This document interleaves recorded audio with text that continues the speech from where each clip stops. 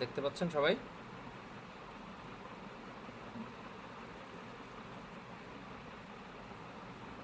সবাই কি আমার কথা শুনতে পাচ্ছেন আর এই স্লাইডটা দেখতে পাচ্ছেন?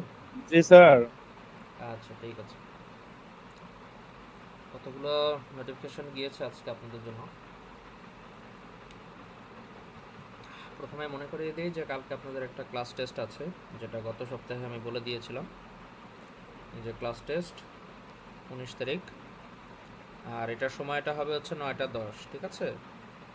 10 মিনিট আমরা সময় নেব, যে আপনারা যেহেতু অন্য কোনো ল্যাবে থাকতে পারেন বা সামথিং, তো 10 অথবা 15 এরকম একটা সময় আমরা শুরু করব। তো চেষ্টা করবেন সবাই 9টা 10 মিনিটের মধ্যেই সবাই ক্লাসরুমে চলে আসতে, এবং আমাদের বেশি একটা সময় লাগবে না, সর্বোচ্চ 20 মিনিট বা 15 মিনিট।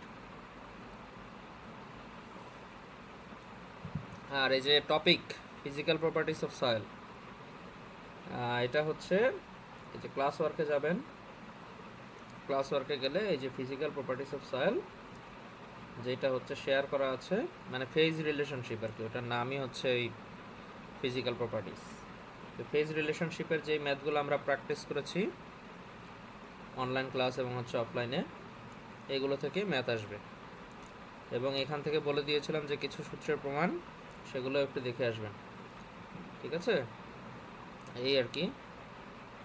এখন আজকে আমরা নতুন টপিক শুরু করব, সেটা হচ্ছে পারমেবিলিটি অফ সয়েলস। এই টপিকটা, এই যে এটা পারমেবিলিটি অফ সয়েলস, তো সেটা একটু শুরু করি।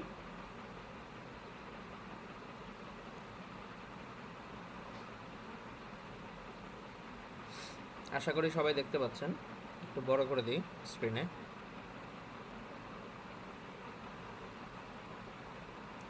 সবগুলো টপিক আপনাদের ক্লাস ওয়ার্কে দেওয়া আছে, আর ক্লাস টেস্টের জন্য ভালো মতো প্রিপারেশন নিয়ে আসবেন, সবাই লেখাপড়া করে আসবেন, ক্যালকুলেটর সাথে নিয়ে আসবেন, ঠিক আছে? বেশি একটা সময় লাগবে না। ক্লাসে যা প্র্যাকটিস করেছি এবং যেগুলো বলে দিয়েছিলাম যে এগুলো একটু দেখে আসবেন, এগুলো দেখলেই হবে, অতিরিক্ত কোনো কিছু করার দরকার নেই। আচ্ছা, তো পারমেবিলিটি অফ সয়েল সম্পর্কে আমরা পড়া শুরু করি, যে জিনিসটা অ্যাকচুয়ালি কী, বা এখানে এই চ্যাপ্টারে আসলে কি কি আছে বা এটা দিয়ে কি করা যায়। হ্যাঁ, আজকে আমাদের এটা শেষ করতে হবে মোটামুটি, কারণ আমাদের হাতে সময় খুব বেশি একটা নেই।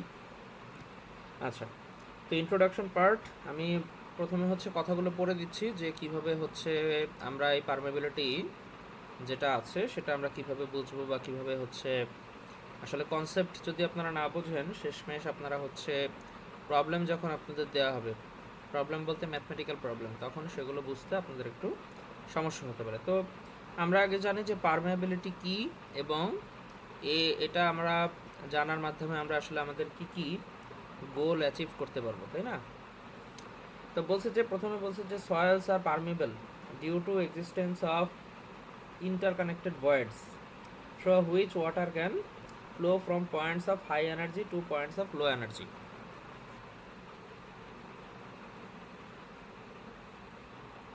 আপনারা নিশ্চয়ই জানেন যে আমরা গত সপ্তাহে যে আমরা ফেজ রিলেশনশিপ পড়লাম, সেখানে আপনারা দেখলেন যে মাটির যে গঠন, হ্যাঁ, সয়েলের যে গঠন, সেখানে দেখলেন যে তার ভেতরে পানির উপস্থিতি থাকে। কিভাবে থাকে? সেখানে বিভিন্ন ভয়েড স্পেস থাকে, ভয়েড মানে হচ্ছে ফাঁকা জায়গা, সেখানে পানি থাকে। এখন এই পারমেবিলিটিটা হচ্ছে এরকম একটা ঘটনা যে আমাদের এই ফাঁকা জায়গার মধ্যে থেকে, সয়েল সিস্টেমের ফাঁকা জায়গার মধ্যে থেকে যখন পানি এক জায়গা থেকে আরেক জায়গায় যায়, অর্থাৎ গ্রাউন্ড ওয়াটার ফ্লো যদি হয়, সেটাকেই আমরা পারমেবিলিটি বলতে পারি, ঠিক আছে? The study of flow of water through permeable soil media is important in soil mechanics. It is necessary for estimating the quantity of underground seepage under various hydraulic conditions. Underground seepage, এই কথার একটু মাথায় রাখতে হবে, underground seepage. আমরা পড়ছি permeability. Permeability হচ্ছে যে সয়েলের একটি বৈশিষ্ট্য, ঠিক আছে, একটি ক্যারেক্টারিস্টিক্স। এর কারণে কি হয়, অর্থাৎ জিনিসটাকে এভাবে আমরা বলতে পারি যে যেই মাটিটা যত বেশি পারমিয়েবল, তার ভেতর থেকে তত দ্রুত পানি এক জায়গা থেকে আরেক জায়গায় ফ্লো হবে। আমার কথা বুঝতে পারছেন? অর্থাৎ যেই সয়েলটা পারমিয়েবিলিটিটা বেশি থাকবে, পারমিয়েবিলিটি এটা কি? এটা তো একটা ক্যারেক্টারিস্টিক্স, বৈশিষ্ট্য। তো এটা যার বেশি থাকবে অর্থাৎ হাই থাকবে, সেখান থেকে ফ্লুইডের ফ্লোটাও কি হবে? ফ্লুইড ফ্লো হবে হাই। বুঝতে পেরেছেন? তাহলে আন্ডারগ্রাউন্ড সিপেজ, এই সিপেজটা হচ্ছে যেমন আমরা ফ্লুইডের ক্ষেত্রে ডিসচার্জ হিসাব করি, তাই না? ডিসচার্জ, সেটা ডিসচার্জটা মানে কি? ডিসচার্জ মানে হচ্ছে কিউ, ডিসচার্জ, ডিসচার্জ। তো এই ডিসচার্জটা মানে কি? ডিসচার্জ মানে হচ্ছে যে ফ্লো রেট, তাই না? যে কতটুকু ভলিউমের পানি কত সময়ের মধ্যে এক জায়গা থেকে আরেক জায়গায় যাচ্ছে, এটাই তো ডিসচার্জ। তো সিপেজ আর ডিসচার্জ দুটো একই রকম কথা, শুধুমাত্র এখানে সিপেজ দ্বারা এটাকে এটা বোঝানো হয়েছে যে এটা যেহেতু এই ভয়েড স্পেসের মধ্যে দিয়ে যাচ্ছে, এই জিনিসটাকে আলাদাভাবে সিপেজ বলা হয়। মূলত এই সিপেজ এবং ডিসচার্জ কথাটা একই, ঠিক আছে? ডিসচার্জ তো আপনারা আগেও পড়েছেন, ফ্লুইড ল্যাবে করেছেন। তো এখানে আন্ডারগ্রাউন্ড যে মাটিটা থাকে, সেই মাটির ভেতর থেকে যখন পানি এক জায়গা থেকে আরেক জায়গায় যায়, কেন যায়? মাটির এই পারমেবিলিটি ধর্মের কারণে, বৈশিষ্ট্যের কারণে। এবং সেখানে কতটুকু ডিসচার্জ হচ্ছে, সেই ডিসচার্জের হিসাবটাই হচ্ছে সিপেজ। এখন আমাদের এই পারমেবিলিটি কেন জানতে হবে? জানার কারণ হচ্ছে এই যে এখানে লেখা আছে যে for investigating problems involving pumping of water for underground construction, for making stability analysis of earth dams and earth retaining structures. প্রথমে ওই পাম্পিং অফ ওয়াটার, অর্থাৎ ওয়াটার পাম্প করে কেন আমাদের সরাতে হয় আন্ডারগ্রাউন্ড কনস্ট্রাকশনের জন্য? আন্ডারগ্রাউন্ড কনস্ট্রাকশন করার জন্য আমাদের মাটির ভেতরে থাকা পানিকে কেন সরাতে হয়? এটা কারণটা হচ্ছে যখন আমরা আন্ডারগ্রাউন্ড কনস্ট্রাকশনটা করি তখন তো আমাদের একটা ড্রাই একটা অবস্থা দরকার হয়, তাই না? আর না হলে আমরা সেই রেইনফোর্সমেন্ট অথবা আমাদের কনক্রিট যেটাকে আমরা আন্ডারগ্রাউন্ডে বসাবো, সেটা আমরা ঠিকভাবে করতে পারি না যদি সেখানে পানি থাকে, তাই না? যেমন বর্ষার মৌসুমে আমরা যদি হচ্ছে রাস্তার কাজ শুরু করি, তাহলে সেই ক্ষেত্রে কী হয়? আমাদের এই কাজটা সুন্দর হয় না বা করা হয় না আর কি, সোজা কথা। তো এই কারণে এই পাম্পিং অফ ওয়াটারটা জরুরি আন্ডারগ্রাউন্ড কনস্ট্রাকশনের জন্য। আর এই পাম্পিং অফ ওয়াটার, কতটুকু ওয়াটারকে পাম্প করতে হবে, সেটা আমরা কিভাবে বুঝবো? এই পারমেবিলিটি জিনিস থেকে আমরা এই বিষয়টা সম্পর্কে আইডিয়া নেব। বুঝতে পেরেছেন? তাহলে একটার সাথে আরেকটা ইন্টারকানেক্টেড, যে কতটুকু ওয়াটার পাম্প করলে আমার এই আন্ডারগ্রাউন্ড কনস্ট্রাকশনটা ইজি হবে। এরপর দেখেন আর্থ রিটেনিং স্ট্রাকচার। আর্থ রিটেনিং স্ট্রাকচারটা কি? ধরে নেন যে আপনার একটা রাস্তা করবেন, রোডওয়ে, ঠিক আছে?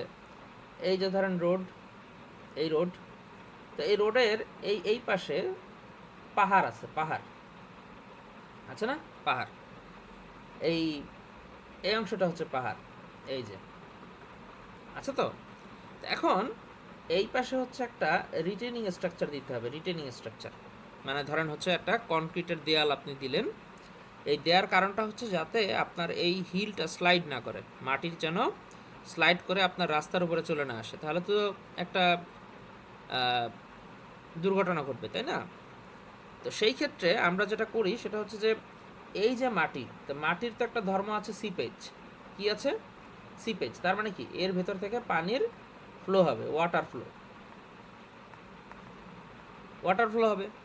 তাহলে এখন দেখেন এইখানে যে আমি যে রিটেনিং স্ট্রাকচারটা, কনক্রিটের দেয়াল আমি বানাবো, তা সে তো একবার মাটিকে এখানে যে প্রেশারটা আসছে, মাটির প্রেশারটাকে সে রেজিস্ট করছে, কিন্তু একই সাথে এখানে আরও কে আছে? ওই মাটির ভেতর থেকে পানিও এসে কি করছে? তাকে পুশ করছে। তাহলে আপনি যখন এখানে রিটেনিং স্ট্রাকচার বানাবেন তখন কয়টা বিষয়কে রেজিস্ট করতে হবে? একটা হচ্ছে সয়েল লোড, আর একটা কি? Water pressure. দুইটা জিনিসকে মাথায় রেখে আপনাকে কি করতে হবে? কনস্ট্রাকশন করতে হবে। তো এই যে ওয়াটার কতটুকু আসবে এবং কতটুকু আমাদের প্রেশার অ্যাপ্লাই হবে, এই জিনিসটা আমরা কিভাবে বুঝবো? এই পারমেবিলিটি টপিক থেকেই আমরা বুঝবো, ঠিক আছে? আচ্ছা, তো এই ছিল হচ্ছে আপনাদের ইন্ট্রোডাকশন পার্ট। আশা করি আপনারা বুঝতে পেরেছেন যারা ক্লাস করছেন বা ক্লাস করছেন না, রেকর্ডিংটা দিয়ে দিলে আবার সেখান থেকে আরও একটু ভালো মতো বোঝার ট্রাই করবেন এবং নিজেরাও পড়বেন।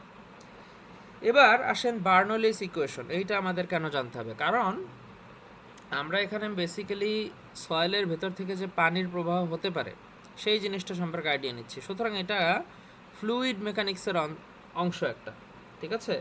তাহলে ফ্লুইড মেকানিক্সে আপনারা বার্নৌলিস ইকুয়েশন ইতিমধ্যে হয়তো সবাই জেনে গেছেন, যেহেতু এতদিন ক্লাস করছেন। বার্নৌলিস ইকুয়েশনটা আপনারা সবাই জানেন এবং আপনারা ল্যাবেও করেছেন হয়তো। তো সেই ক্ষেত্রে বার্নৌলিস ইকুয়েশনের তিনটা ভাগ থাকে। একটা থাকে হচ্ছে এলিভেশন হেড, একটা থাকে হচ্ছে ভেলোসিটি হেড, আর একটা থাকে হচ্ছে প্রেসার হেড। একটা প্রেসার হেড, একটা ভেলোসিটি হেড, আর একটা হচ্ছে এলিভেশন হেড। আশা করি এগুলোর বেসিক ধারণা আপনাদের সবার আছে। এখন আমরা এই যেটা এইচটা হচ্ছে আমাদের টোটাল এনার্জি অথবা টোটাল হেড অথবা এনার্জি, তাই না? টোটাল হেড অথবা এনার্জি। এখন আমাদের এই জিনিসটা সম্পর্কে কেন জানতে হবে বা আমরা এটা জেনে কি করব? আমাদের বেসিক্যালি যে জিনিসটা জানতে হবে সেটা হচ্ছে যে এই ছবিটা একটু খেয়াল করেন সবাই, আশা করি সবাই দেখতে পাচ্ছেন। এই মাঝখানের যে জায়গাটুকু দেখেন, এটা একটু অ্যাঙ্গেল বা স্লোপ আকারে দেওয়া আছে না? তো দেওয়ার ফলে এই স্লোপের মধ্যে আছে হচ্ছে সয়েল। এই যে নীল নীল যেই অংশগুলো দেখতে পাচ্ছেন, এইটাই হচ্ছে সেই সয়েল, যে কোনো টাইপের সয়েল। এবং এর ভেতরে যে ফাঁকা জায়গাটুকু দেখতে পাচ্ছেন সেটা হচ্ছে ভয়েড স্পেস। তাহলে এর ভিতর থেকে ফ্লো হচ্ছে কি? ফ্লো হচ্ছে ওয়াটার ফ্লো হচ্ছে।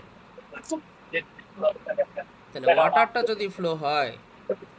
যদি ফ্লো হয় সেই ক্ষেত্রে এক জায়গা থেকে আরেক জায়গায় ওয়াটারটা কি হচ্ছে? ট্রান্সফার হচ্ছে। এক জায়গা থেকে আরেক জায়গায় ওয়াটারটা কি হচ্ছে? ট্রান্সফার হচ্ছে।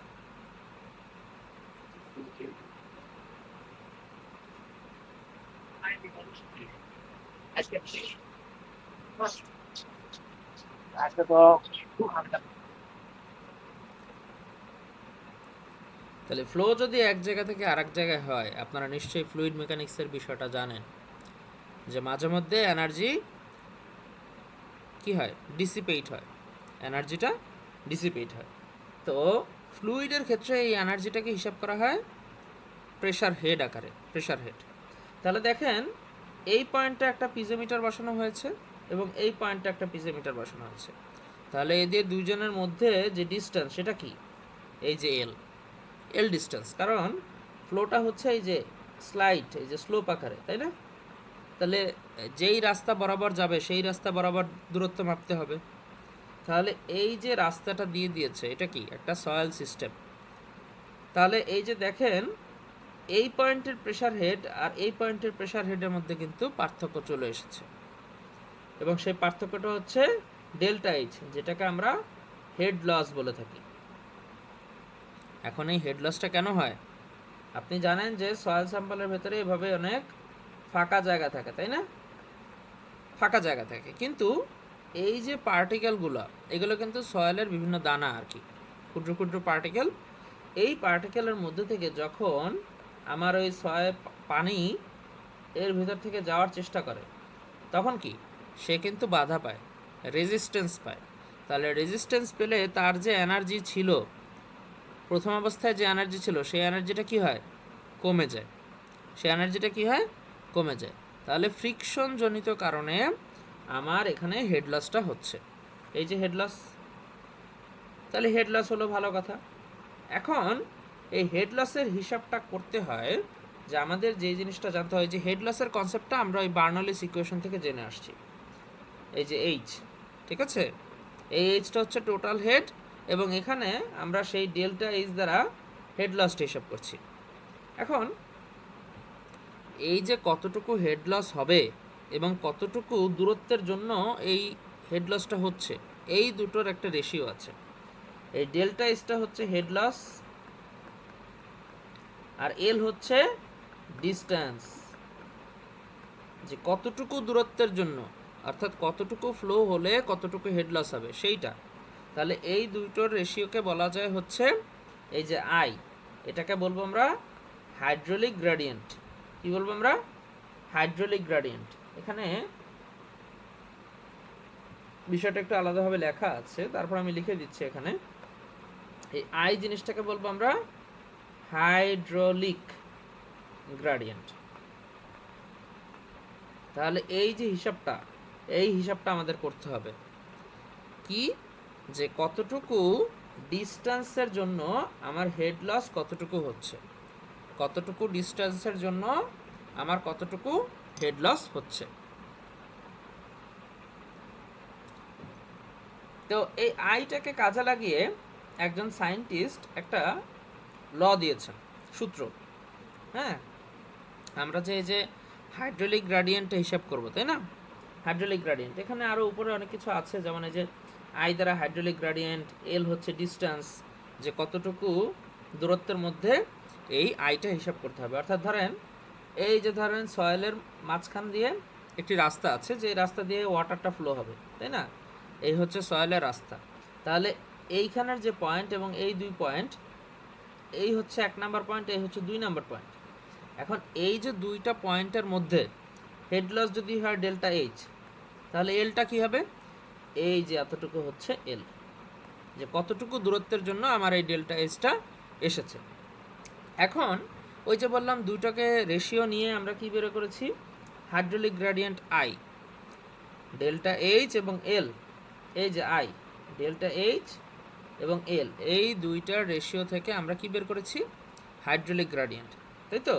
এটা একটু মাথায় রাখবেন, কারণ হাইড্রোলিক গ্রেডিয়েন্ট দিয়ে এই যে ডার্সি উনি কি করেছে, উনি এই যে কতটুকু ওয়াটার, যেই ওয়াটারটা আমাদের সয়েল সিস্টেমের ভেতরে এক জায়গা থেকে আর এক জায়গায় যাচ্ছে, এখন কতটুকু ভেলোসিটিতে যাচ্ছে সেইটা হিসাব করার জন্য এই বিজ্ঞানী ডার্সি উনি একটি ল দিয়েছে। সেই লটা হচ্ছে V is equal to K I. সবাই দেখতে পাচ্ছেন আশা করি, ছোট্ট একটা সূত্র, V is equals to K I. তাহলে কে জিনিসটা কি? আই তো আমরা জানলাম যে ডেল্টা এইচ বাই এল। তাহলে কে জিনিসটা কি? কে হচ্ছে পারমেবিলিটি কোএফিসিয়েন্ট। কেটাকে আমরা বলি পারমেবিলিটি কোএফিসিয়েন্ট অথবা কোএফিসিয়েন্ট অফ পারমেবিলিটি। কোথায় আছে দেখেন, এই যে ভি হচ্ছে ভেলোসিটি। কোন ভেলোসিটি? আমরা যে সয়েল সিস্টেমটা নিয়েছি তার ভেতর থেকে তো অবশ্যই পানির ফ্লো হচ্ছে না? তাহলে পানির ফ্লো যদি হয়, সেই পানিটার তো একটা গতি থাকবে। তাহলে সেই গতিটা বের করার জন্য আমরা এই ডার্সি ল ব্যবহার করি। তাহলে সেই গতির যে ভেলোসিটি, সেই ভেলোসিটিটা হচ্ছে V. V V is equals two হচ্ছে কে আই। তাহলে আই কি জিনিস সেটা তো আমরা একটু আগে দেখে এসেছি, হাইড্রোলিক গ্রেডিয়েন্ট। আর কে কি জিনিস? কে হচ্ছে যে hydraulic conductivity known as the coefficient of permeability. এবং আপনারা জেনে খুশি হবেন যে এই যে কে যে বিষয়টা, যে কোএফিসিয়েন্ট অফ পারমেবিলিটি, এটা এক একটা সয়েলের জন্য এক এক রকম। সুতরাং আমরা কি করি, যে ল্যাবে এসে এই কে এর ভ্যালুটা বের করি, যে কতটুকু হাইড্রোলিক কন্ডাক্টিভিটি আছে বা কোএফিসিয়েন্ট অফ পারমেবিলিটি কে এর ভ্যালুটা কত। একটি নির্দিষ্ট সয়েল আপনি নিয়ে আসলেন কোনো সাইট থেকে, আনার পর আপনি ল্যাবে দুইটা টেস্ট করতে পারবেন। সেই টেস্টের ভ্যালু অনুযায়ী আপনি ডিসিশন নিতে পারবেন যে এটার কোএফিসিয়েন্ট অফ পারমেবিলিটির ভ্যালুটা কত হবে। বুঝতে পেরেছেন? আচ্ছা, তো সামনে যাই একটু। তাহলে কে যদি আমরা পেয়ে যাই, এখন এই যে হচ্ছে সেই হাইড্রোলিক কন্ডাক্টিভিটি এর জন্য টেস্ট, ল্যাব টেস্ট। তাহলে এরকম টেস্ট যেহেতু আছে, সেই টেস্টের প্রথমটা হচ্ছে কনস্ট্যান্ট হেড টেস্ট। সবাই আশা করি দেখতে পাচ্ছেন। 2 স্ট্যান্ডার্ড ল্যাবরেটরি টেস্ট, দুইটা আছে টোটাল। স্বাভাবিকভাবেই আমরা যে সয়েলটা ব্যবহার করব, সয়েলের তো অনেকগুলো ক্লাসিফিকেশন আছে। গ্রাভেল আছে, স্যান্ড আছে, তারপর হচ্ছে সিল্ট আছে, ক্লে আছে। তো এই যে নানান ধরনের সয়েলের ডেসক্রিপশন আছে, সেই অনুযায়ী আমাদের কি করেছে, দুইটা ভাগে সয়েলকে ভাগ করে তাদের জন্য পারমেবিলিটি বের করার একটি প্রসিডিউর দেওয়া আছে। তাহলে এটা নিশ্চয়ই আপনারা ল্যাবে, যদি সুযোগ হয়, আপনাদের যদি ল্যাবে ইকুইপমেন্ট থাকে, তাহলে আপনাদের যে ফ্যাকাল্টি তিনি অবশ্যই আপনাদের করাবেন, অ্যাটলিস্ট বুঝিয়ে দিবেন। তো কনস্ট্যান্ট হেড টেস্ট, হ্যাঁ, কনস্ট্যান্ট হেড টেস্ট, একটা টেস্টের নাম কনস্ট্যান্ট হেড। এখন কেন এটা কনস্ট্যান্ট হেড বলা হয়, একটু আমরা ছবিতে আসি। আমাদের উদ্দেশ্য হচ্ছে এখান থেকে কে এর ভ্যালু বের করা। কে কে জিনিসটা কি, একটি কনস্ট্যান্ট। কিসের কনস্ট্যান্ট? Permeability constant, permeability.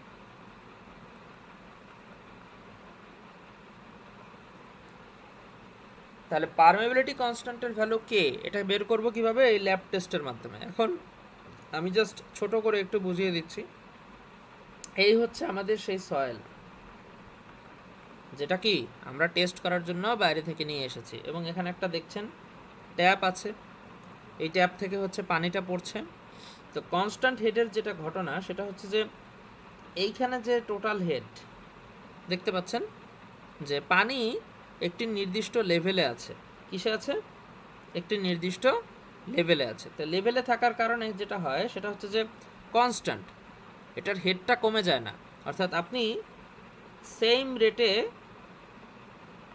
এখানে ট্যাপটাকে ছেড়ে রেখেছেন, সেটা বন্ধ হচ্ছে না, ওভাবেই আছে। তো যেটা করছেন, এইখানে একটা জায়গা আছে যেখানে আপনি ওয়াটারটাকে রিটেন করবেন, ওয়াটারটাকে রিটেন করবেন, যে কতটুকু ওয়াটার এই জায়গা থেকে এসে, এখান থেকে এসে এইখান দিয়ে বের হয়ে যাচ্ছে। কথাটা বুঝতে পেরেছেন?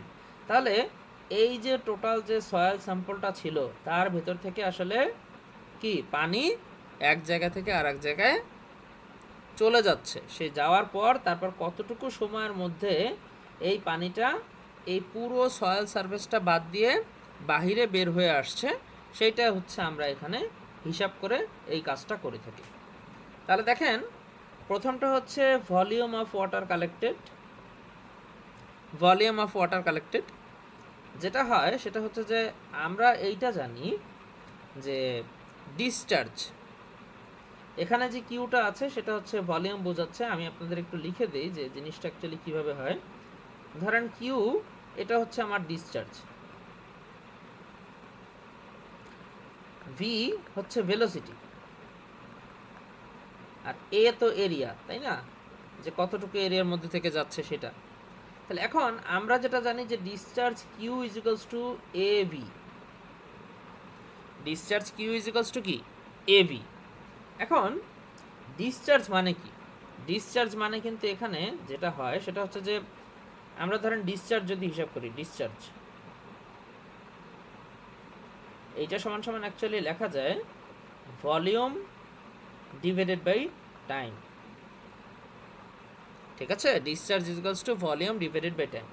তো এখন যেটা করেছে যে এই ভলিউম সমান সমান কিউ, এইটা লিখেছে ভলিউম সমান সমান কিউ লিখেছে। তাহলে কিউ ডিভাইডেড বাই টাইম মানে ভলিউম ডিভাইডেড বাই টাইম। এখানে কিউ দ্বারা ভলিউম বোঝাচ্ছে, মাঝে মধ্যে ডিসচার্জকেও বোঝানো হয়, বাট এইখানে কিউটা হচ্ছে ভলিউম। তাহলে দেখেন আমি সেইটাই লিখলাম, ভলিউমের জায়গায় আমি কিউ লিখলাম, টাইমের জায়গায় টি। এখন আমরা কি জানি যে ডিসচার্জ সমান সমান যদি কিউ বাই টি হয়, আর একটা জিনিস জানি না, এরিয়া ইন্টু ভেলোসিটি। তাহলে আমি সেটা লিখবো এরিয়া ইন্টু ভেলোসিটি। তাহলে এখন যদি আমার ভলিউম বের করা হয় কিউ, কিউ যদি ভলিউম হয় তাহলে এ ভি এবং টি। তাহলে দেখেন এই যে Q is equals to A V T, এখানে কিউ দ্বারা ভলিউম বোঝাচ্ছে। ঠিক আছে, তাহলে এখন এখানে এ কি, ভি কি, আর হচ্ছে টি কি। টি হচ্ছে ডিউরেশন অফ ওয়াটার কালেকশন, অর্থাৎ কতটুকু সময়ের মধ্যে আমার কতটুকু ওয়াটারটা এই যে এইখানে আমরা ধরে রাখতে পারছি। এই যে এখানে একটা কাটা আছে, সেখান থেকে আমরা হাইট মাপবো, হাইট মাপলে সেখান থেকে আমরা কি কতটুকু ভলিউমের পানি আমাদের একটা নির্দিষ্ট সময়ের মধ্যে এই পুরো সয়েল স্যাম্পলটাকে বের হয়ে আর এক জায়গায় যাচ্ছে, সেটা হচ্ছে আমরা বের করবো। তো যাই হোক, এখন এই যে হচ্ছে এখানে Q is equals to V A V T, এইটা আসলো। তো ভি এর পরিবর্তে আবার লেখা যায় কে আই, সেটা কোথায় আছে? V is equals to K i, এটা কে দিয়েছে? Darcy's law, v is equals to K i. তো যাই হোক, এইখানে হচ্ছে এভাবে ঘটনাটা ঘটে। তারপর হচ্ছে আমরা যখন ক্যালকুলেশন করি, আলটিমেটলি জন্য আমাদের যেটা আসে সেটা হচ্ছে যে এই যে 7.19 এখানে QL divided by AHT, QL divided by AHT কোনটাকে কি বলে সেটা আমরা সামনে ম্যাথ করলেই সামনে সরাসরি দেখতে পারবো, কোনো সমস্যা নেই। আপাতত যেটা আছে সেটা হচ্ছে যে এখানে HL এটা তো সব কিছু আমাদের জানা আছে, ওই যে যেমন আগে যে আমরা দেখেছিলাম যে ভলিউম সমান সমান AVT, তাহলে A সমান আবার V সমান সমান কি লেখা যায় KI ইন্টু হচ্ছে T, আবার I সমান সমান কি লেখা যায় hydraulic gradient delta H by L। তো এই যে ধাপে ধাপে ধাপে ধাপে জিনিসগুলো চলে এসেছে এখান থেকে, সেই QL ডিভাইডেড বাই AHT। তাহলে A হচ্ছে ক্রস সেকশন এরিয়া, H হচ্ছে এখানে সেই হেড লস, কতটুকু হেড লস হয়েছে, এলটা হচ্ছে ডিস্টেন্স, যে যতটুকু ডিস্টেন্সের জন্য আমার এই হেড লসটা হয়েছে। তো এই হচ্ছে আমাদের ইকুয়েশন, এইটা হচ্ছে কনস্ট্যান্ট হেড টেস্ট থেকে আমরা কিভাবে পারমেবিলিটি কোএফিসিয়েন্ট কে, এই কে এর ভ্যালুটা আমরা এখান থেকে বের করতে পারি। ঠিক আছে, তাহলে আরেকটা টেস্ট হচ্ছে ফলিং হেড টেস্ট। এইখানে যেটা হবে যে আমাদের হেডের ভ্যালুটা কনস্ট্যান্ট থাকবে না, একটা নির্দিষ্ট সময়ের মধ্যে পানি যতটুকু নিচে নামবে তার উপর ডিপেন্ড করে আমরা এই ফলিং হেড টেস্ট করি। এই যে দেখেন প্রথমে পানি ছিল একটা জায়গায়, আস্তে করে পানিটা নিচে নেমে গেল এবং যতটুকু সময়ের মধ্যে সেটা হয়েছে সেটাকে আমরা আবার কি করেছি নোট ডাউন করেছি। ঠিক আছে, এই যে একটা নির্দিষ্ট নির্দিষ্ট হাইটে ছিল, সেখান থেকে হাইটটা কমে এই পজিশনে চলে এসেছে, H1 থেকে H2 হয়েছে, H1 থেকে কি হয়েছে H2, আগে ছিল H1 পরেরটা হচ্ছে H2, আর এর আগে যে কনস্ট্যান্ট হেড সেখানে সবসময় হেড ডিফারেন্স কিন্তু সেম ছিল, একই ছিল। তো যাই হোক, এইবারের এটা খুব বেশি ডিসক্রাইব না করি, যেহেতু হচ্ছে এটা আপনারা ল্যাবে করবেন, টেস্ট করতে শিখবেন, এবং সেখানে আলটিমেট যে আমাদের উদ্দেশ্য থাকে সেটা হচ্ছে যে কে এর ভ্যালুটা বের করা, কনস্ট্যান্টের ভ্যালুটা বের করা। তো এখন দেখেন এটার ইকুয়েশনটা হচ্ছে 7.22, যেটা আপনাদের লাগবে পরীক্ষার জন্য। 2.303 AL divided by AT log 10 H1 by H2। এখানে এই বিষয়গুলো দেয়া আছে, যেমন এই যে ছোট হাতের এ দ্বারা কি বোঝায়, এই ছোট হাতের এ দ্বারা বোঝায় cross sectional area of the stand pipe. এখানে একটা স্ট্যান্ড পাইপ ব্যবহার করা হয়েছে, এই যে দেখতে পাচ্ছেন এই যে স্ট্যান্ড পাইপ, অর্থাৎ যার ভেতর থেকে পানি ওই সয়েল সিস্টেমের ভেতরে যাচ্ছে, এইটা সয়েল সিস্টেম। ঠিক আছে, এই আর এই সয়েল সিস্টেমের ভেতরে যখন যাচ্ছে, এই সয়েল সিস্টেমের নিজস্ব একটা এরিয়া আছে, নিজস্ব একটা ক্রস সেকশন এরিয়া আছে। যাই হোক, তো এই হচ্ছে আমাদের ইকুয়েশন। H1 এবং H2 এই দুটো হচ্ছে দুইটা নির্দিষ্ট সময়ে তাদের কি হেড ডিফারেন্স, দুইটা নির্দিষ্ট সময়ে তাদের হেড ডিফারেন্স। তাহলে 2.303 ALAT log 10 H1 by H2। আচ্ছা, তাহলে এই দুটো সূত্র থেকে আমরা কিন্তু বিভিন্ন সয়েলের জন্য আমরা কি করতে পারি, পারমেবিলিটি কোএফিসিয়েন্ট কে এটা বের করতে পারি। তো কোন সময় আমরা কোন টেস্টটা করব সেটা হচ্ছে, আমি যদি একটু বলে দিই, যে একটার নাম হচ্ছে ফলিং হেড টেস্ট। এই টেস্টটা আমরা করি মেইনলি সিল্ড, ক্লে, এরকম ফাইনারের জন্য, ফাইনার ম্যাটেরিয়ালস, ফাইনার সয়েলের জন্য, finer soils falling head test. এবং এটার একটা বিশেষ কারণও আছে, এই প্রসেসটা হচ্ছে স্লো প্রসেস। ঠিক আছে, এই যে এই প্রসেসটা দেখতে পাচ্ছেন ফলিং হেড টেস্ট, এটা একটা স্লো প্রসেস, স্লো। তো দেখবেন ক্লে যখন থাকবে আর গ্রাভেল যখন থাকবে, ক্লের মধ্যে থেকে পানির চলাচলটা বা পানি যখন মুভমেন্ট করে তখন খুব আস্তে আস্তে হয়। এর কারণটা হচ্ছে যে ক্লে ম্যাটেরিয়ালের ভেতরে ফাইনার পার্টিকেলসটা বেশি, তাহলে ফাইনার পার্টিকেল যখন বেশি হবে তখন ওই রেজিস্ট্যান্সটাও কী হবে, বেশি হবে, এই জন্য সময়টা বেশি লাগে।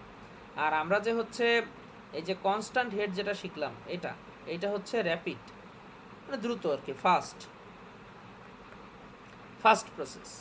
তো এইটা হয় সাধারণত গ্রাভেল, স্যান্ড, গ্রানুলার ম্যাটেরিয়ালসের জন্য, গ্রাভেল এবং স্যান্ড এই টাইপের যে সয়েলগুলো আছে তাদের জন্য, কারণ এখানে পানির চলাচলটা খুব দ্রুত হয়। ঠিক আছে, খুব অল্প সময়ের মধ্যে এটা হয়ে যায়। তো যাই হোক, এই হচ্ছে দুইটা সূত্র, দুইটার ক্ষেত্রে কে এর ভ্যালু বের করতে হবে। তো এখানে আপনাদের জন্য এখন আমরা ম্যাথ দেখাবো 7.1, এক্সাম্পল 7.1। এখানে যেটা লেখা আছে, refer to the constant head permeability test arrangement in shown 7.5, a test has given these values। এখানে সবগুলোর ভ্যালু এভাবে দেয়া আছে যে এল কত, এ কত, তারপর হচ্ছে এইচ কত, এবং water collected in period of 5 minutes. Water collected এটা কি? ভলিউম। এটা কি? ভলিউম। আর 5 মিনিট এটা কি? টাইম। ঠিক আছে, পরীক্ষার সময় আবার জিজ্ঞাসা করবে না যে স্যার এখানে এইটা দেওয়া আছে, এটা কি বুঝতেছি না বা সামথিং। ভলিউমও দেওয়া আছে, টাইমও দেওয়া আছে। তো যাই হোক, এখন আমরা কি করব, যেহেতু এটা কি টেস্ট? কনস্ট্যান্ট হেড টেস্ট, তো তার জন্য ইকুয়েশন কোনটা? এই যে এটা। ঠিক আছে, k is equals to q l divided by a h t. তো কিউ যেটা ছিল সেটা কি ছিল? ভলিউম ছিল। ভলিউম হচ্ছে 350 সেন্টিমিটার কিউব। তারপর এলটা হচ্ছে কি? 30 সেন্টিমিটার। কোশ্চেনে দেওয়া ছিল, সব কিছু কোশ্চেনে দেওয়া, সুতরাং আপনাকে এখানে শুধুমাত্র ভ্যালু বসাতে হবে এবং আপনাকে রেজাল্ট নিয়ে আসতে হবে যে সেন্টিমিটার পার সেকেন্ড। এক্সাম্পল 7.2 দেখি। এক্সাম্পল 7.2টা হচ্ছে ফলিং হেড টেস্টের জন্য। ফলিং হেড টেস্ট, তাহলে ফলিং হেড টেস্টে যেটা হয় সেটা হচ্ছে যে সবগুলো ডাটা দেওয়া আছে, এখানে লেন্থ দেওয়া আছে, এরিয়া দেওয়া আছে, স্ট্যান্ড পাইপ 40, এটা হচ্ছে কি? ছোট হাতের হে, আর এই এরিয়াটা হচ্ছে বড় হাতের এ। লেন্থ দেওয়া আছে। তারপর দেখেন, খেয়াল করে দেখেন, টি যখন 0 তখন 500 মিলিমিটার হেড ডিফারেন্স, অর্থাৎ এইটা হচ্ছে H1, এটা কি? H1। আর টি যখন 180 সেকেন্ড, 180 সেকেন্ড মানে কি?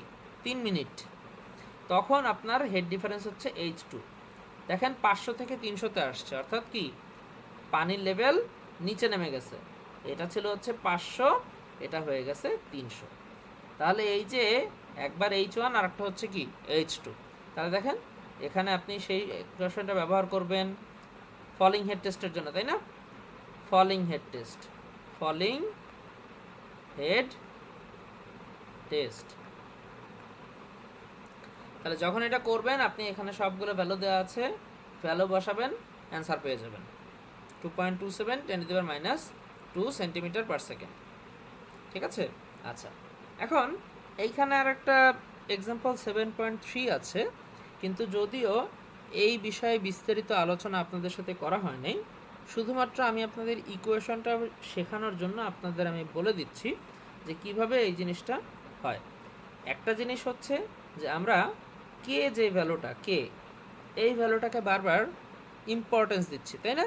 এইটার নাম হচ্ছে কন্ডাক্টিভিটি অথবা coefficient of permeability. Hydraulic conductivity অথবা কোএফিসিয়েন্ট অফ পারমেবিলিটি। তাহলে এখন এই কে যদি হয়, এর একটা আলাদা একটা নাম আছে, মানে অ্যাবসোলুট পারমেবিলিটি, অ্যাবসোলুট। ঠিক আছে, অ্যাবসোলুট পারমেবিলিটি। তো সেটার হচ্ছে কে বার, সেটাকে কি বলে? কে বার। তো দেখেন এখানে সূত্রটা হচ্ছে এরকম যে k is equals to gamma ডাব্লু। গামা ডাব্লু আশা করি সবাই জানেন যে পানির ইউনিট ওয়েট, এবং এখানে যে ইটা, এইটা হচ্ছে ভিসকোসিটি। নিশ্চয়ই ফ্লুইডের ভিসকোসিটি সম্পর্কে আপনারা সবাই জানেন আশা করব, কারণ আপনারা এই সেমিস্টারে সেইগুলো বিষয়গুলো জানছেন। এবং কে বার, এই কে বারটা হচ্ছে অ্যাবসোলুট পারমেবিলিটি। তো দেখেন এখানে আমাদের কোশ্চেনে কী কী দেওয়া আছে। The hydraulic conductivity. Hydraulic conductivity মানে কি? কে, কোএফিসিয়েন্ট অফ পারমেবিলিটি আর হাইড্রোলিক কন্ডাক্টিভিটি কি? একই জিনিস। তো সেটা দেওয়া আছে 4 × 10⁻⁷ সেন্টিমিটার পার সেকেন্ড। এখানে ভিসকোসিটি এর ভ্যালু সেটা দেওয়া আছে। আর আমার যে গামা ডাব্লু, সেটা তো আমার আলাদাভাবে জানতে হচ্ছে না, সেটা তো আমি সবসময় জানি, এক এক ইউনিটে এক এক রকম। তো এখন যখন আমি এখানে ভ্যালুগুলো বসাবো, দেখেন কে এর ভ্যালু হচ্ছে এটা, আমাদের বের করতে হবে কে বার। আর এখানে পানির ইউনিট হচ্ছে 1 গ্রাম পার সেন্টিমিটার কিউব। ঠিক আছে, 1 গ্রাম পার সেন্টিমিটার কিউব। এবং নিচের যে ভ্যালুটা বসেছে সেটা হচ্ছে ভিসকোসিটি ইটা, সেটা হচ্ছে ভিসকোসিটি ইটা ইটা। তাহলে এখান থেকে আমরা অ্যাবসোলুট পারমেবিলিটি এটার ভ্যালুটা পেয়ে যাবো। এটা জাস্ট একটু শর্টকাটের জন্য আপনাদের হচ্ছে একটা ছোট্ট একটা ম্যাথ হয়তো দিলেও দিতে পারে, জেনে রাখা ভালো আর কি, যে পারমেবিলিটি এবং অ্যাবসোলুট পারমেবিলিটি যদি দেওয়া থাকে, একটা থেকে আর একটায় কীভাবে আপনারা যেতে পারেন। তো এক্সাম্পল 7.4, এই চ্যাপ্টারের যে মানে একটু কমপ্লেক্স টাইপের প্রবলেম আছে, তার মধ্যে 7.4 আছে। কমপ্লেক্স এই জন্য বলবো যে এখানে ছবি দেখে আমাদের আইডেন্টিফাই করতে হয়। এক্সাম্পল 7.4 এবং 7.5 এই দুইটা ম্যাথ আপনাদের একটু শিখতে হবে।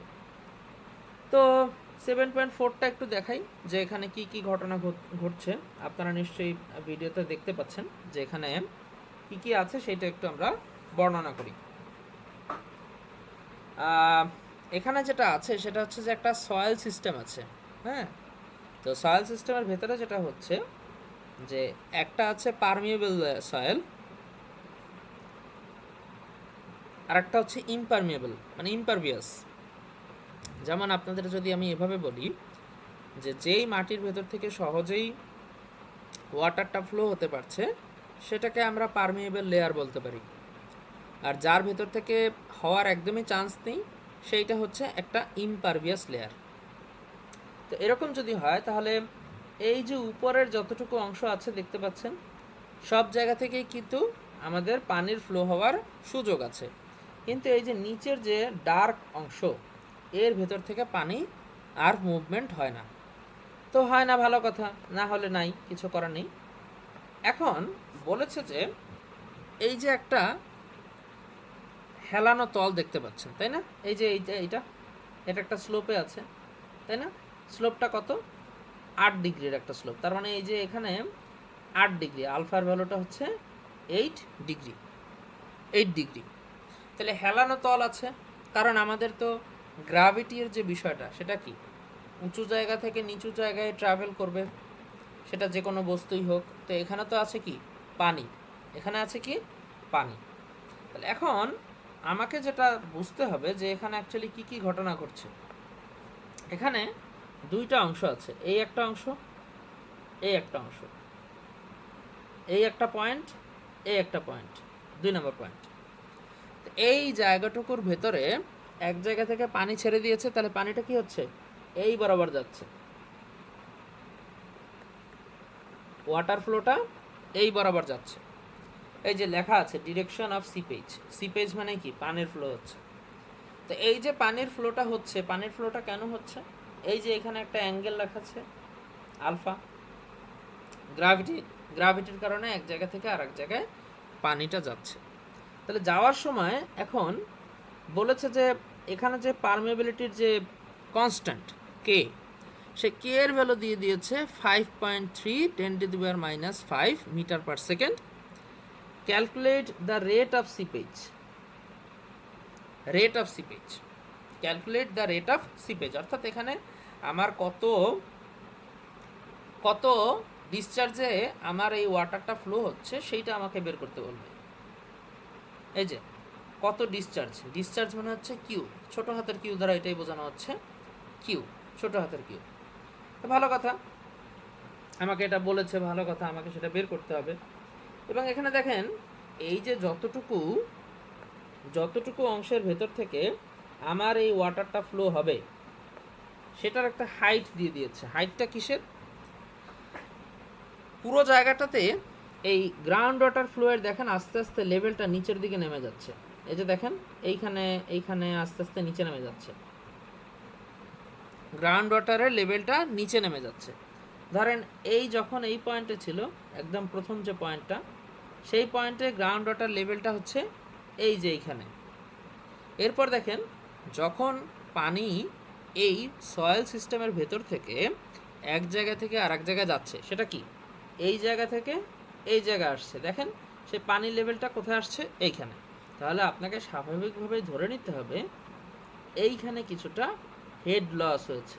কি হয়েছে, হেড লস হয়েছে। যেহেতু গ্র্যাভিটি আছে, পানি ফ্লো হয়েছে, পানি ফ্লো হওয়ার কারণে তার টোটাল হেড কমে গিয়েছে। তাহলে টোটাল হেড কিভাবে কমে গেল সেটা কিভাবে বুঝলাম, এই যে দুইটা পয়েন্ট নিলাম, সেই দুইটা পয়েন্টের ডিস্টেন্স হিসাব করলে আমরা সেটা বুঝতে পারি যে সেটা এতটুকু নিচে নেমে গেছে। এই ছবিটা থেকেই এই নিচের ছবিটা আঁকা হয়েছে, পরীক্ষার সময় আপনারা সেটাই করবেন, উপরের যে ছবিটা সেটাকে নিচে এভাবে আঁকা হয়েছে। তো দেখেন এই যে ডেল্টা এইচ, এইটা হচ্ছে আমার যতটুকু হেড লস হয়েছে, যতটুকু হেড লস হয়েছে। তো ভালো কথা, হেড লস হয়েছে। এখন এই হেড লসের সাথে আমার বাকি জিনিসগুলো সম্পর্ক তৈরি করতে হবে। আমাদের হচ্ছে বের করতে হবে calculate the rate of seepage, calculate the rate of seepage, অর্থাৎ এখানে পানি যে ট্রাভেল করছে ওয়াটার, সেই ওয়াটার ফ্লোয়ের জন্য ডিসচার্জটা কত সেটা আমাদের হিসাব করতে হবে। তাহলে আমি যদি লিখি ডিসচার্জ মানে রেট অফ সিপেজ, ডিসচার্জ অথবা রেট অফ সিপেজ। তো ডিসচার্জ সমান সমান আমরা কি লিখতে পারি, এই যে ছোট হাতের কিউ লেখা আছে বইতে, তাই আমি ছোট হাতের কিউ দিয়ে লিখছি discharge. Discharge is equals two area into velocity, area into velocity. এখন এই এরিয়া সমান সমান ঠিক আছে, ভেলোসিটি সমান সমান কি লেখা আছে, কে আই।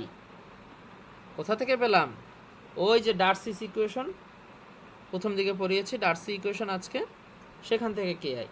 আবার এই কে তো ঠিক আছে, আই সমান সমান আবার কি লেখা যায়, delta H by L, delta H by L, এটা লেখা যায়।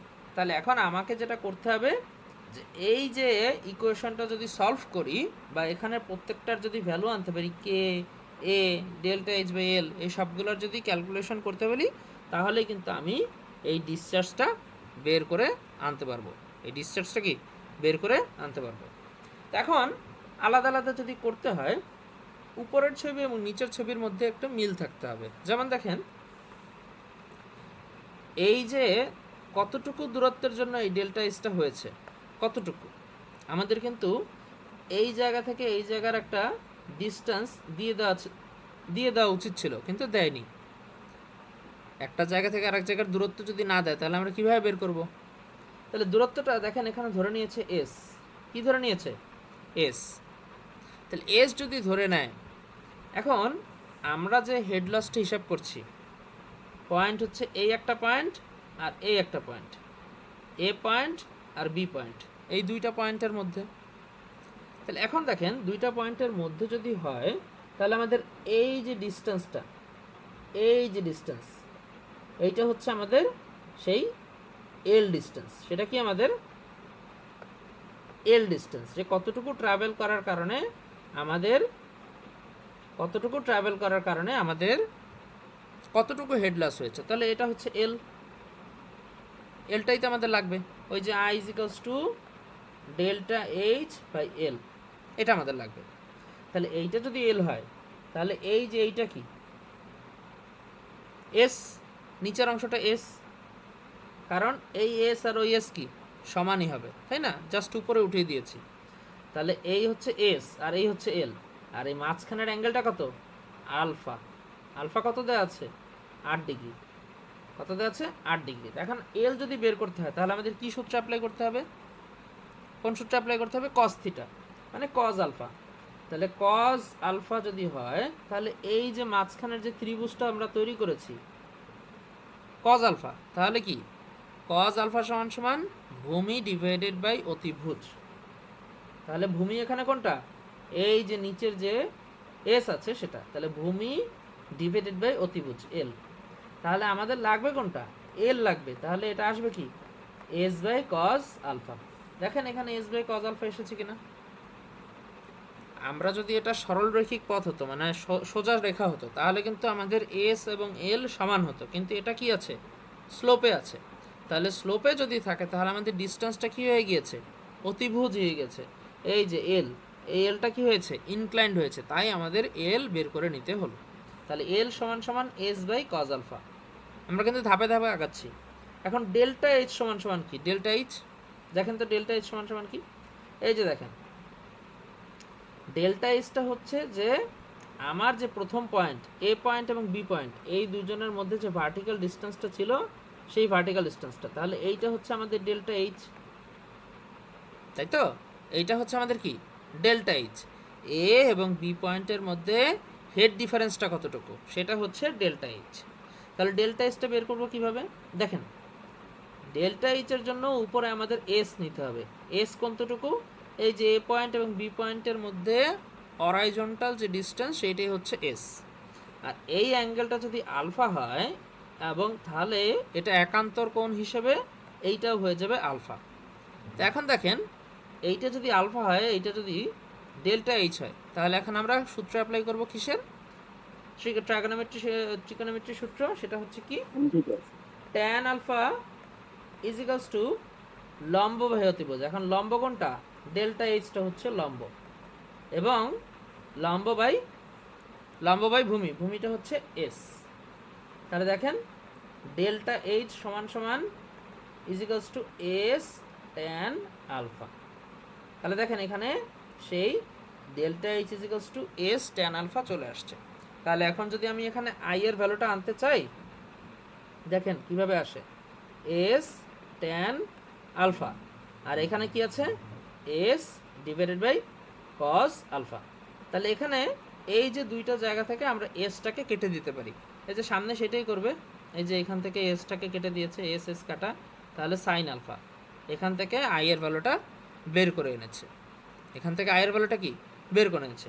এবং দেখেন তাহলে আমাদের এখানে কি কি বাকি আছে সেটা একটু দেখি। আমরা এই যে ডেল্টা এইচ বাই এল, এই ভ্যালুটা আমরা বের করে আনলাম, যে কিভাবে আমরা এখান থেকে কতটুকু ভ্যালু কিভাবে আমরা নিয়ে আসলাম সেটা আমরা দেখলাম। তাহলে বাকি আছে হচ্ছে এরিয়া এবং হচ্ছে কন্ডাক্টিভিটি। তাহলে কে এর ভ্যালু তো উপরে কোশ্চেনে দিয়ে দিয়েছে 5.3 10 to the power minus 5, 5.3 10 to the power minus 5, এই যদি হয় কে এর ভ্যালু, তাহলে এখন আমাদের বাকি আছে এরিয়া, বাকি আছে কি এরিয়া, সেইটা হয়তো আমাদের হিসাব করতে হবে যে এরিয়ার ভ্যালুটা কীভাবে বের করব। আমি এখন এগুলো একটু মুছে দিচ্ছি যাতে আমার একটু সারফেসটা ক্লিয়ার হয়। আমি আপনাদের এরিয়াটা বলে দিচ্ছি যে কীভাবে এরিয়াটা বের করতে হবে। আচ্ছা, একটু ভালো মতো খেয়াল করেন। সাপোজ আপনাদের কাছে একটা বিম আছে, বিম, এই যে বিম, তাহলে বিমটা এরকম ইনক্লাইন্ড পজিশনে আছে, ইনক্লাইন্ড পজিশনে আছে।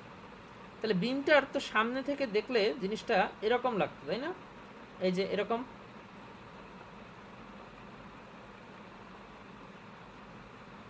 এই যে বিমটা দেখতে এরকম।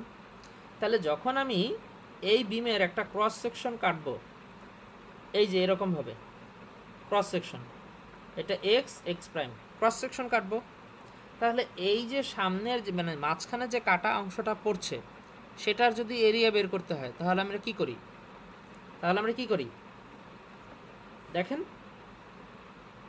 আবারও বলছি, এই যে এ বি যদি একটা বিম হয়, এ বি, এই বিমের যদি মাঝখানে একটা সেকশন নেই, মাঝখানে যদি একটা সেকশন নেই, তাহলে সেই সেকশনের এরিয়াটা কি হবে, সেকশনের এরিয়াটা হবে এরকম একটা এরিয়া হবে, এই যে এই অংশ,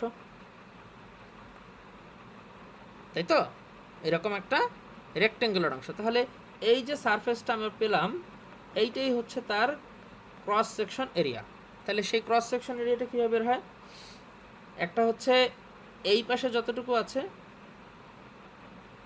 আর একটা কি আছে এই পাশে যতটুকু আছে, এল এবং বি, এল এবং বি, এভাবেই তো, তাই না?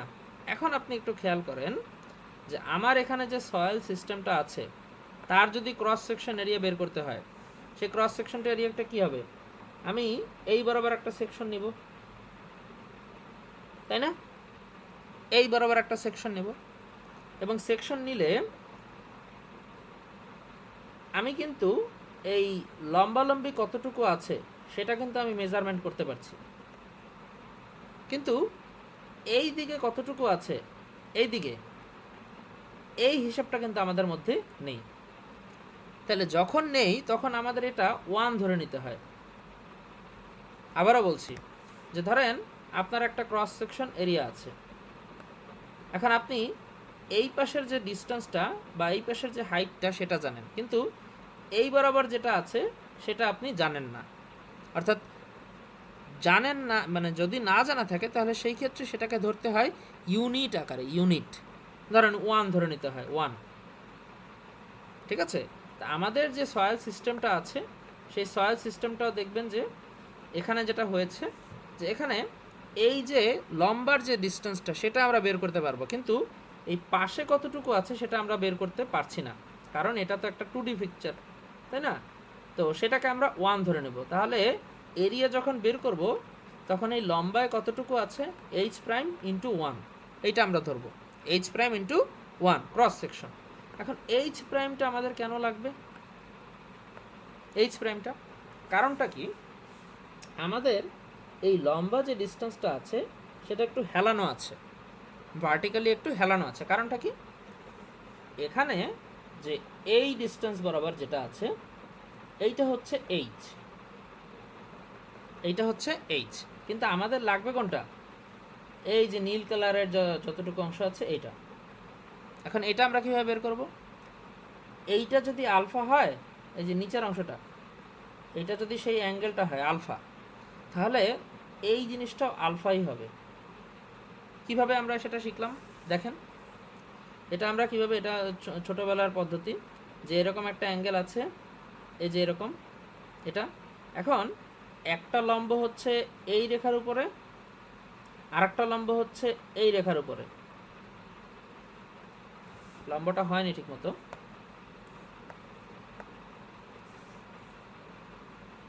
এভাবে আর কি। তাহলে এখানে দুইটা রেখা আছে, এটা আলফা, তাহলে আলফা যদি হয়, এখন আপনার এই রেখার উপরে যে লম্ব, এই রেখার উপরে একটা লম্ব টানলেন আর এই রেখার উপরে একটা লম্ব টানলেন, তাহলে এই দুজনের মাঝখানে যে কোণটা হবে সেটা হবে আলফা। তো সেইভাবে আমরা এখানে এই আলফা কোণটা নিয়ে এসেছি। এখন এই যে এতটুকু যে ডিস্টেন্স, সেটা আমরা কীভাবে বের করব, সেটা বের করব এইভাবে, যে এটা যদি এক্স হয়, এক্স আমাদের তো এক্সটা লাগবে, কারণ আমরা এরিয়া বের করার জন্য সেই এক্স ইন্টু ওয়ান এই এই জিনিসটা লাগবে। তাহলে এক্সের ভ্যালুটা কত, সেই এক্সের ভ্যালুটা হচ্ছে, এখান থেকে যদি আমি হিসাব করি, তাহলে কজ আলফা ইজিকলস টু হচ্ছে ভূমি বাই অতিভুজ, ভূমি ডিভাইডেড বাই অতিভুজ। তাহলে এখানে কি হবে, এক্স সমান সমান এইচ কজ আলফা, তাহলে এখানে এক্সের পরিবর্তে এইচ কজ আলফা বসবে। এই যে দেখেন এইচের কিন্তু ভ্যালু দেওয়া ছিল 3, তাহলে দেখেন এই যে লম্বা যে ডিস্টেন্স, এই যে 3 কজ আলফা বসে গেছে। আমি যেটা এখানে এক্স দিয়ে বুঝালাম এইচ কজ আলফা, সেটা কিন্তু এখানে 3 কজ আলফা চলে এসেছে। বুঝতে পেরেছেন? তাহলে এখন দেখেন আমাদের সবগুলো পয়েন্ট কিন্তু চলে আসলো, কারণ আমরা প্রথমে আই বের করেছি সাইন আলফা, এবং আলফা এর ভ্যালু আমাদের দেয়া ছিল, সেটা সম্ভবত 8 ডিগ্রি ছিল, সেটা আমরা বসালাম। আমাদের Q is equals to K I A, এই হচ্ছে ইকুয়েশন, এবং কিউটাই হচ্ছে ডিসচার্জ, এবং কে এর ভ্যালু সেটা কোশ্চেনেই দেওয়া আছে। এবং এখানে দেখেন কে পেয়ে গেছি, আই পেয়ে গেছি, এ দেখেন বের করেছে এই যে 3 কজ আলফা ইন্টু হচ্ছে 1। 3 কজ আলফা কীভাবে আসলো, ওই যে এক্সের ভ্যালুর সাথে 1 গুণ করেছে। 1 আমরা কেন গুণ করেছি, কারণ আমরা সাইড থেকে ওটা ইউনিট ধরে নিয়েছি, সাইড থেকে আমরা ইউনিট ধরে নিয়েছি, যেহেতু আমরা লম্বালম্বি দেখতে পাচ্ছি না। আর এক্সটা আমরা কেন নিলাম, কারণ এটা একটা ইনক্লাইন্ড সারফেস, আমাদের সরাসরি এই এক্সের ভ্যালুটা দেওয়া ছিল না, হ্যাঁ আমাদের দেওয়া ছিল লম্বাটা।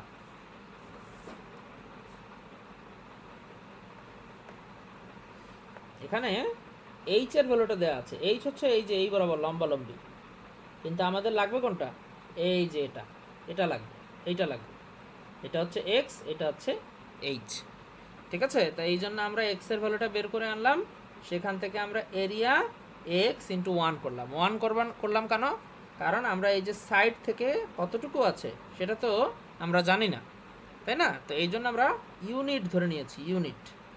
বুঝতে পেরেছেন? তো এই ছিল হচ্ছে আপনাদের এই ম্যাথটা বোঝানো, যে আমরা এখান থেকে টোটাল কিউটা বের করেছি। দেখেন এটা সূত্রে এসেছে মিটার কিউব পার আওয়ার, মানে আমাদের সাপোজ ধরেন discharge Q is equals to কি, ভলিউম ডিভাইডেড বাই কি, টাইম। তাহলে ভলিউমের একক কি, মিটার কিউব, আর টাইমের একক ধরে নিলেন আওয়ার, ধরে নিচ্ছে আওয়ার, সেকেন্ডেও হতে পারে। এই পার মিটার লেখাটার অর্থ কি, এই যে আপনি এখানে 1 ধরেছিলেন, এই জন্য এখানে পার মিটারে আপনাকে অ্যান্সারটা লিখতে হবে, যে পার মিটারে এত। এখন যদি আপনাকে সেই ক্রস সেকশন এরিয়ার এই 1-এর পরিবর্তে আপনাকে একটি নির্দিষ্ট পরিমাণ দিয়ে দিত, তাহলে কিন্তু এখানে সেটা দিয়ে গুণ করলেই আমাদের টোটাল ডিসচার্জটা বের হয়ে যেত। তো আশা করি এই ম্যাথটা সম্পূর্ণ বুঝতে পেরেছেন। 7.5টা একটু নিজেরা ট্রাই করবেন, হুবহু ম্যাথ, এখানেও সেই একইভাবেই সব ক্যালকুলেশনটা করা হয়েছে, I is equals to H by S cos alpha, এবং এখানেও Q is equals to K I A, এই একই সূত্র দিয়ে এই কাজটা করা হয়েছে। ঠিক আছে, তো এই ছিল পারমেবিলিটির জন্য আপনাদের যতটুকু পড়ানোর দরকার ছিল, এক্সামে যতটুকু আর কি আপনাদের কভার আপ করার দরকার ততটুকু আমি করে দিলাম আজকের ক্লাসে। হ্যাঁ, তো সামনের ক্লাসে হয়তো আমরা নতুন কোনো লেকচার পড়ব। এই আর কি। আর আপনারা হচ্ছে 7.5 এবং 7.4 এই দুটো ম্যাথ অবশ্যই অবশ্যই পরীক্ষার জন্য প্র্যাকটিস করবেন, 7.4 এবং 7.5। ঠিক আছে।